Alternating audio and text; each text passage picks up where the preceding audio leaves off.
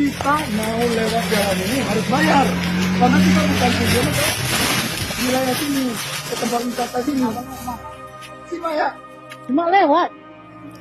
Kami nggak ngerti bang soal Berarti abang kan jelas bang, lewat ke sini, bayar udah clear. Viral aksi pria diduga pungli ke wisatawan yang hanya melintas di Medan, sempat berdebat dengan warga setempat. Beredar di media sosial sebuah video yang memperlihatkan aksi dugaan pungli di kawasan Lausi Debuk-Debuk, Tanah Karo, Medan, Sumatera Utara.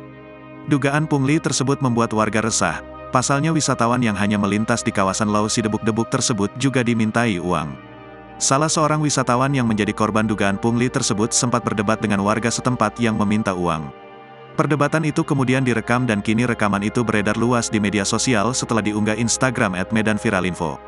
Dalam video berdurasi singkat tersebut, tampak wisatawan yang mengenakan jaket dan helm hitam tersebut tengah berdebat dengan warga setempat. Perdebatan tersebut bermula ketika warga setempat memberhentikan wisatawan itu dan memintanya untuk membayar 10.000.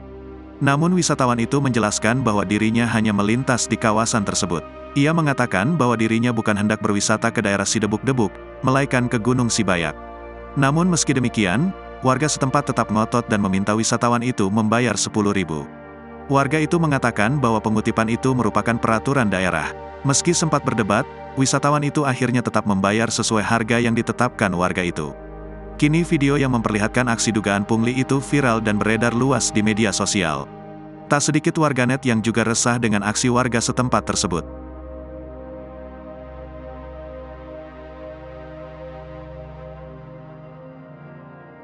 Download Tribun X sekarang, menghadirkan lokal menjadi Indonesia.